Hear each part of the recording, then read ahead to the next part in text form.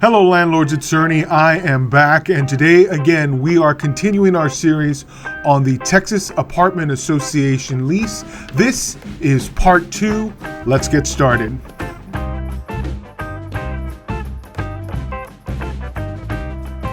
I am Ernie Garcia, your landlord attorney, here again with another video set specifically to help protect your most valuable asset. Every week we bring new content for you. If you enjoy what you're watching, give us a like. And if you haven't yet subscribed, please consider subscribing. This is the TAA long form residential lease, the Texas Apartment Association lease. Today we're covering part 2, which is sections 11 through 14. There's a million different things that could come up. Let me know what's on your mind. Comment below. So in the previous video, we covered sections 1 through 10, essentially page 1 of the TAA lease. We're going to dive in now to section 11. This has to do with security devices, specifically latches on windows, the peephole on your door, a pin lock on sliding doors with a latch or a security bar on that sliding door. This also deals with your keyless deadbolt or a keyed doorknob lock. Now, what this section explains is that the landlord is responsible to rekey a door when a new tenant takes on the lease. The landlord has within the first 7 days to get this job done. If the landlord fails to do this, then the tenant can replace it and pass those fees along to the landlord, whatever it cost the tenant within reason to rekey the door if the landlord fails to do it within the first 7 days. It is possible to waive the requirement for a keyless deadbolt, particularly in certain situations where you're dealing with someone over the age of 55 or someone in a wheelchair or some other disability. There are procedures that the tenant and landlord can go through in this section where the use and implementation of a keyless deadbolt can be waived. And like with most provisions in the lease, the landlord is required to cover the costs, unless, of course, the tenant in some way is negligent and breaks the lock or somehow hampers the door in a way that requires repair or replacement. Otherwise, the costs go on the landlord. Section 12 is all about the utilities that a tenant will use while residing in an apartment. One specific note is that gas lamps are no longer allowed. Make sure you put away your gas lamp. Don't bring it into the apartment. Tenants, it's not going to fly. If your lights go out, you are restricted to using battery-operated equipment. For a tenant who has a meter assigned individually to his apartment complex, make sure that very quickly that tenant has contacted the utility provider and changed the service over to their name. If, however, the utility is shared and the tenant is only paying a prorated portion of a community charge, say for an individual building, the way that fee is calculated should be part of an addendum that is attached to the lease. This section also states that a tenant is under obligation to notify you, the landlord, whenever a service provider is changed. This applies to things like water, gas, electricity, but does not apply to television and internet. Section 13 deals with damages on the premises. Naturally, the tenant will be on the hook for any damages that they cause, but also for the damages caused by their guests or their invitees. Any occupants that stay on the premises with the signed tenant would essentially, for damage of property in the common area, cause a liability on the tenant themselves. Section 13.2 talks about indemnification, and this can be a confusing term, but let me explain how it works. The tenant agrees to indemnify or agrees to this indemnification of the landlord, which means that if the tenant or their guest or any occupant causes some harm, they will stand in place of the landlord in the event that a third party who was harmed in this event attempts to sue the landlord.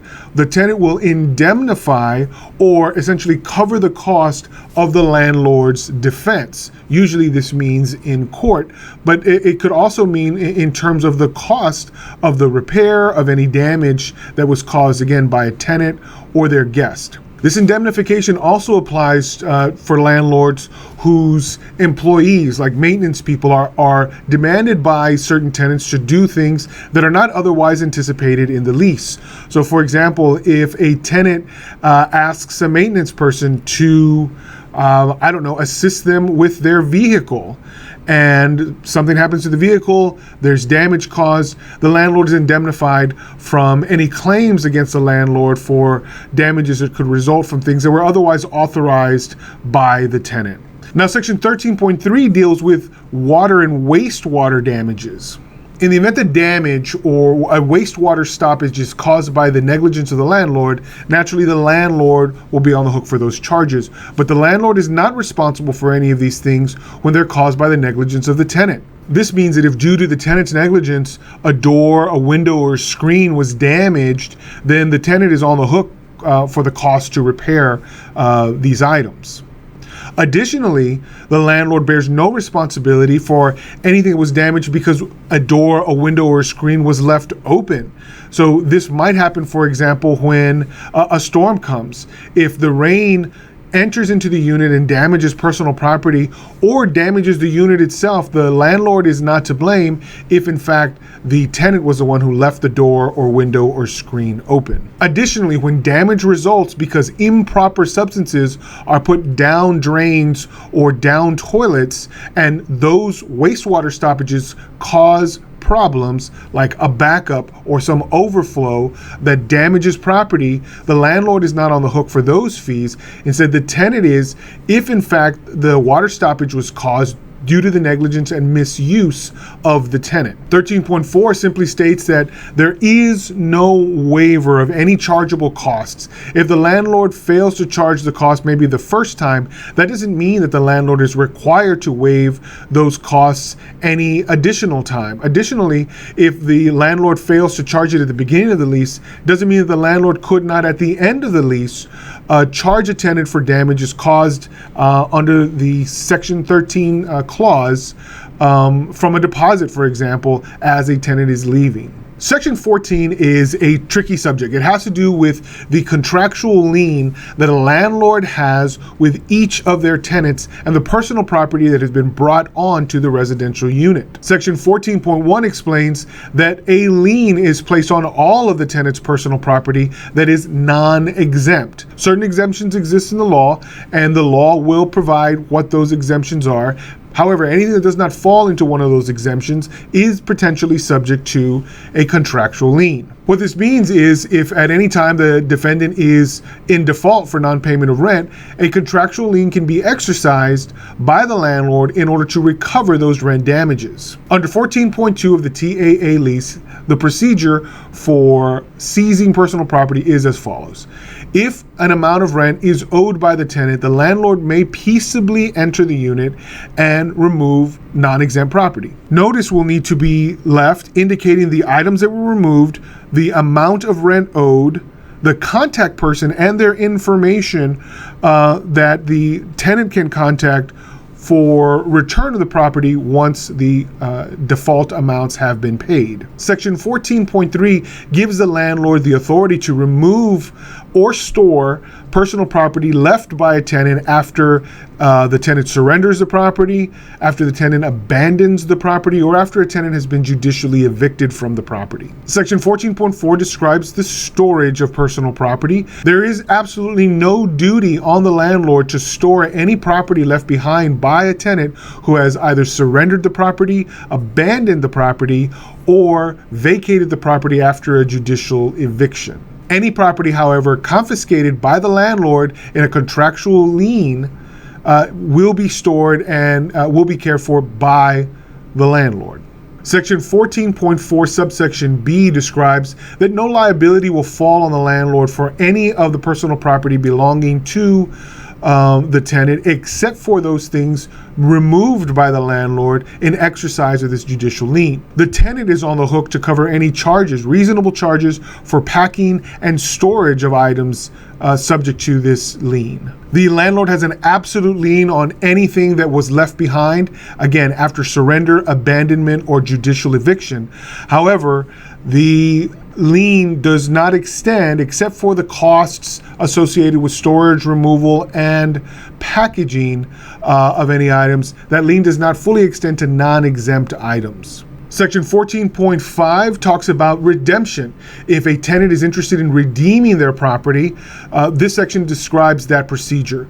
A tenant may come and pay all of the back rent owed and recover their property. However, if a notice of sale has been delivered to a tenant, the tenant is also on the hook for any of the reasonable costs involved in removal, packing, and storage of these items. For non-exempt items that have been removed, packed, and stored by a landlord, the tenant is under obligation to pay all the fees, whether a notice of sale has been delivered or not. Return of these items can be had at either the management office, the storage facility, or the apartment itself. The landlord may require that payment be made in cash, certified funds, or a money order. 14.6 of the lease describes the disposition or the sale of the personal property in question. Except, of course, in the case of an animal, any of the property left behind by a tenant after surrender, abandonment, or the death of the sole resident can simply be discarded by the landlord. Additionally, if after a single hour after a writ of possession has been exercised and all of a tenant's property has been removed, after that 1 hour, the landlord is free to discard of the personal property left behind by the tenant in any way they see fit. For any animal that has been left behind by a tenant after a surrender, an abandonment, or a judicial eviction, that animal can be kenneled, surrendered to county authorities, or sent to a local shelter or adoption agency. For the sale of any personal property that has been stored by a landlord and held by the contractual lien, that sale cannot happen until after 30 days of written notice delivered to the tenant at the last known address, which may include the apartment unit itself. This notice must explain the date and time of the sale, whether it's a private or a public sale, and must be delivered to the tenant by regular and certified mail. This notice must include an itemized list of all the items sought to be sold. It must also include the contact information, name, address, and phone number of the person whom the tenant can contact in order to redeem these items, and the total amount owed. If in fact, after the sale, the amount collected by the landlord exceeds the amount owed to the landlord then has 30 days to deliver the excess proceeds to the tenant at their last known address.